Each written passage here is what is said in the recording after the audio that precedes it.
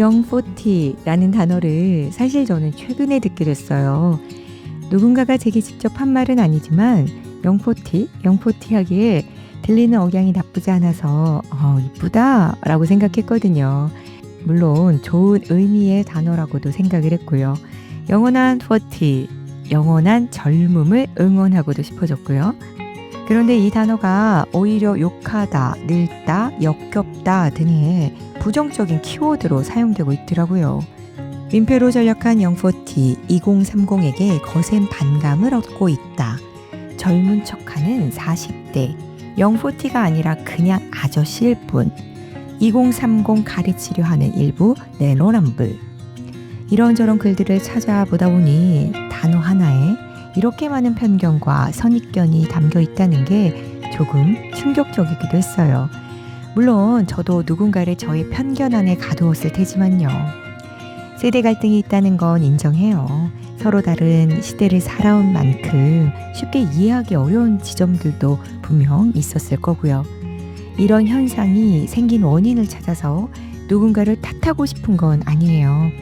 사실 각자 나름의 이유와 상처가 있을 테니까요. 2030 세대도 취업난과 경제적 어려움 속에서 힘들어하고 기성세대도 변화하는 세상에 적응하려다 보니 서툴러 보일 수 있고요. 그보다는 지금 이 시점에서 나는 무엇을 할 수 있을까가 더 궁금해졌어요.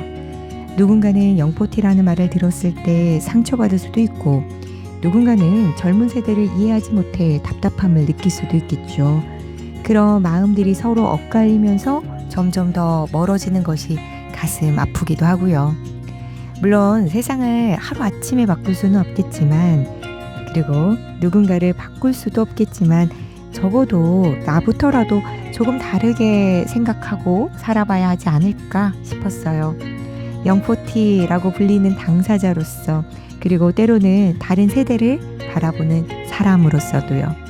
나는 어떤 시선으로 세상을 바라보고 어떻게 행동하면 좋을까?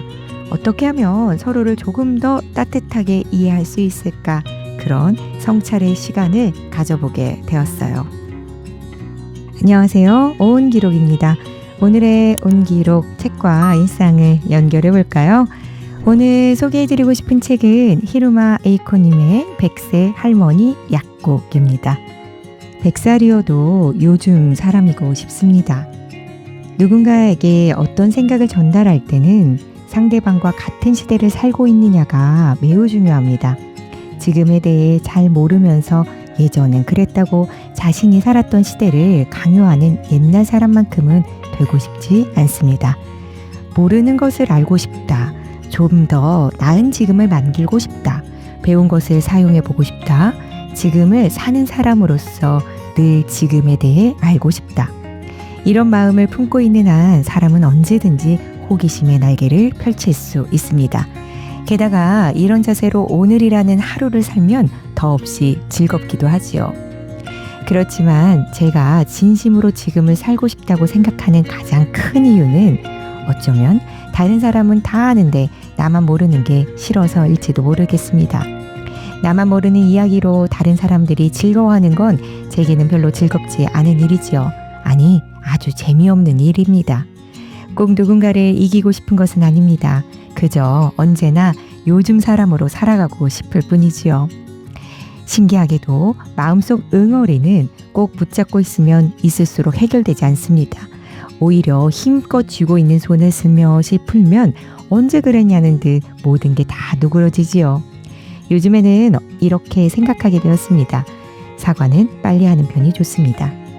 시간이 흐르면 점점 더 입이 떨어지지 않거든요. 만약 상대방이 미안하다고 입을 열면 재지 말고 순수하게 받아들여야 합니다. 타이밍을 놓치고는 이후 몇십 년을 소가리를 하게 된다면 그건 너무 시간이 아까운 일이잖아요. 나이가 들면 들수록 가볍게 살고 싶다는 게 제 생각입니다. 결국 바꿀 수 있는 건 나 자신뿐입니다. 내가 달라지면 후회스러운 과거도 집착했던 상대도 모두 흘려보낼 수 있지요. 누군가를 걱정한다는 건 마음을 나누어 주는 일입니다. 그 사람을 대신해서 어떤 일을 해주거나 그 사람이 바뀌기를 기대하는 것은 아니에요. 저에게 걱정이란 말 한마디를 건네는 일입니다. 약을 들으면서 많이 좋아지신 것 같아요 하고 짧으나마 관심을 표현하는 말을 건네지요. 그러면 순간 손님의 얼굴에 생기가 돌고 표정이 밝아집니다. 진심으로 생각해서 건네는 말 한마디는 별것 아니지만 상대방의 마음에는 깊이 남습니다.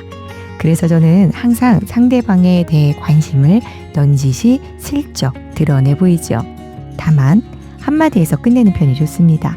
자꾸 말을 보태면서 다른 사람의 문제에 깊이 관여하려 하면 나그네가 도리어 주인 노릇을 하는 꼴이 됩니다.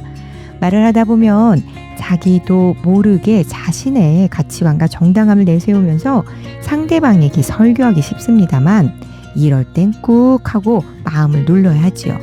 당신은 지금 그대로도 괜찮습니다.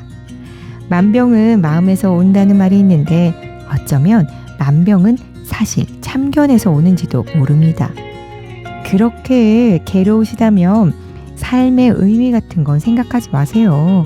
앞날이 불안하게만 느껴질 때는 삶의 의미를 찾는 일은 일단 제쳐두고 그저 지금 나에게 주어진 오늘에 최선을 다해보세요. 오늘 아침에 눈을 떴다는 건 반드시 오늘 해야 할 일이 있다는 뜻입니다. 할 일이 있으므로 아직 살아있다는 것이죠. 인생은 과거 혹은 미래가 아니라 지금 내 눈앞에 있는 일에 얼마나 진지하게 몰두할 수 있느냐에 달려 있습니다. 하루하루 오늘이 시작이자 끝과 같습니다. 책을 읽으면서 제게도 편견과 수많은 선입견이 있다는 걸 알게 됐어요. 영포티가 왜 이렇게 부정적인 단어가 됐지? 왜 저렇게만 보지? 라는 질문이 올라온 걸 보면요. 그래서 저는 낄낄 빠빠 잘하는 영포티가 되어보려고 해요. 참견 말고 그저 관심 갖는 사람이요. 그래서 이런 실천들을 해보려고요. 내 편견 찾기. 매일 만난 사람들, 뉴스나 SNS를 보다 보면 다양한 생각들이 올라오거든요. 그 생각들을 그저 잘 지켜보려고요. 혹시 또 내 틀에 가두고 있는 건 아닐까? 내가 옳다고 생각하고 있는 건 아닐까? 하면서요. 그리고 그 편견 뒤에 숨어있는 진짜 이야기는 뭘까? 생각도 해보려고요. 모두 각자의 사연이 있을 테니까요. 낄낄 빠빠 말고 낄 빠빠빠 마스터 되기. 낄 때는 살짝 끼고 빠질 때는 깔끔하게 빠져주는 연습을 해보려고요. 관심은 표현하되 한마디에서 끝내기요. 나는 이를 썼어 하며 내 얘기가 하고 싶을 때도 있는데 저자님 말씀처럼 당신은 지금 그대로도 괜찮습니다 라는 마음만 전하면 되는 거더라고요. 있는 그대로 인정하기.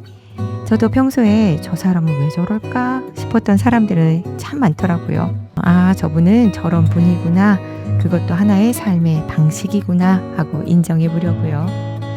결국 영포티든 요즘에든 꼰대든 이런 단어들 너머에는 그저 각자의 삶을 각자의 시간을 치열하게 살아가는 사람들이 있을 뿐이잖아요.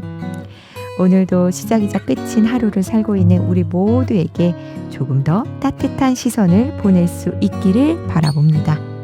온 기록이었습니다. 따뜻한 하루 보내세요.